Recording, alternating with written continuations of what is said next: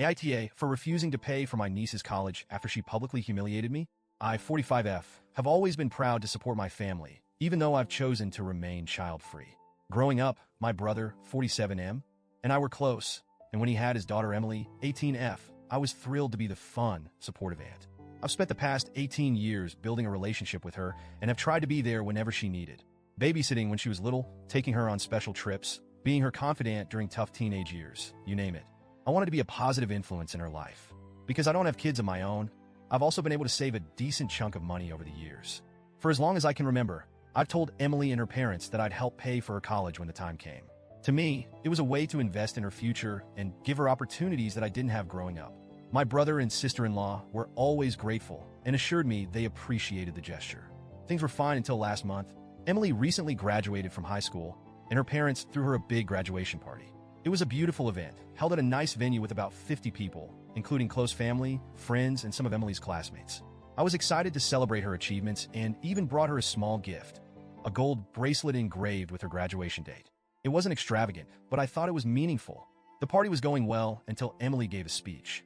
She stood at the front of the room, thanking everyone for coming and for supporting her throughout her life. She thanked her parents for their love and sacrifices, her grandparents for always cheering her on, her friends for making high school memorable, and then she got to me. And a big thanks to Aunt My Name for not having kids so she could spoil me like I'm hers. Must be nice having all that extra money and no responsibilities. The room erupted in laughter. People were clapping and smiling, and my brother and sister-in-law were laughing too. Meanwhile, I was sitting there frozen. My face felt hot, my heart was pounding, and I didn't know how to react. I managed a weak smile, but inside, I was devastated. Her words weren't just a joke to me. They felt dismissive and humiliating. It felt like she reduced all the love and effort I've poured into our relationship to nothing more than a punchline about my life choices. After the party, I pulled Emily aside to talk. I told her that her comment hurt me deeply and that it felt disrespectful. She rolled her eyes and said, "Oh, come on, it was just a joke. Lighten up." When I pushed further, saying it wasn't funny to make fun of someone's life choices, especially in front of a crowd, she sighed and said, "You're overreacting." Everyone thought it was funny. I later brought it up with my brother, thinking he'd understand and back me up. Instead, he brushed it off, saying, "Teenagers can be dumb. Don't take it personally." When I told him I expected an apology from Emily, he said, "She didn't mean any harm. Don't ruin a happy day over one harmless joke." I went home that night feeling angry, hurt, and unappreciated. Over the next few weeks, I replayed the scene in my head over and over.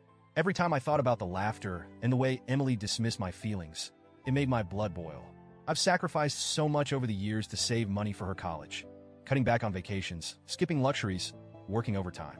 I did all of it because I wanted to help her succeed. But now, I'm questioning everything.